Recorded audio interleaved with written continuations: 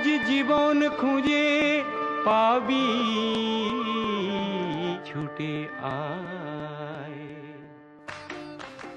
দূর থেকে তুমি পারবে না এটা করতে Okay. ইয়া আর তারপরে ওইটাই ঢাকনাটা দাও এটার উপরে And I put it on pulse. and then this is 1/3 cup. We need 1 cup. So No, we need a half cup of vanilla. how many? So we've been a catering company for 3 years. In a catering business, the hours are erratic.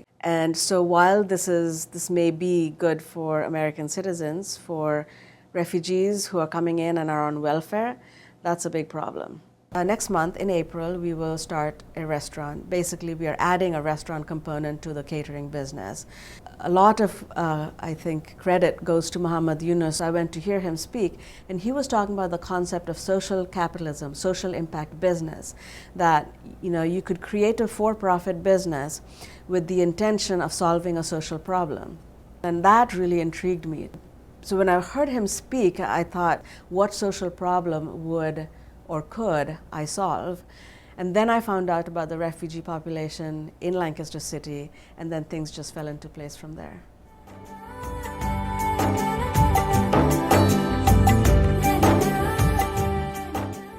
Refugees come with distinct problems or challenges, language barrier being the first one, that even if they're highly skilled, they don't have the language. So for the first year, it was just working on the basics. But now they speak English, so now I can say, hey, how are you doing today? And nice shoes, and how are your kids? Are you still fighting with your daughter? Or answer the phone, your son's calling you. So now that we can actually have a conversation, we have a conversation. Smells good, huh? Mm-hmm. Yeah. People really liked your salad. My children love the rice. And then my neighbor, she loved the salad. And everybody loved the cake. The sugar is over there.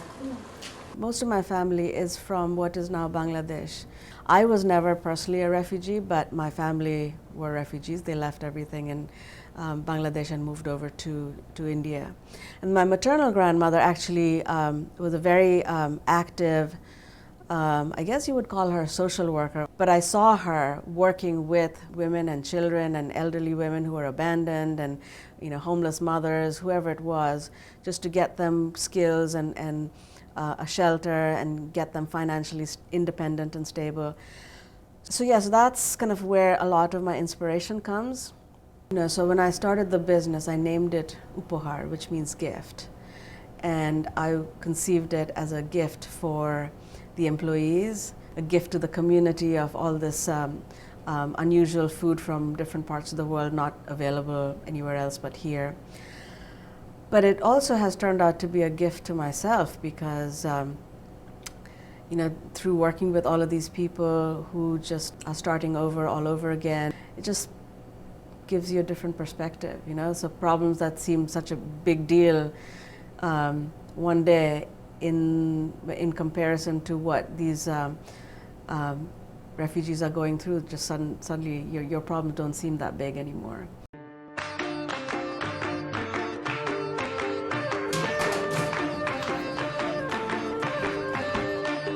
আজ জীবন খুঁজে পাবি ছুটে ছুটে আয় মরণ ভুলে গিয়ে ছুটে ছুটে আয় হাসি নিয়ে আয় আর বাঁশি নিয়ে আয় I am so relieved. My goodness. I am so relieved. Now I can sleep. But I feel good about today. Tomorrow may be a good day or not, but yeah, I don't want to jinx it and say good things to come. Today was a good day.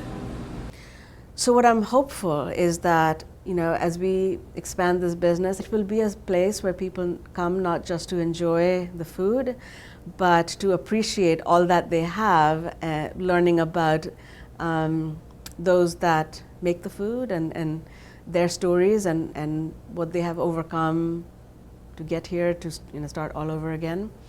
So it has the potential to not just be all somber and whatever, but to be a fun place where people come to explore the world through food.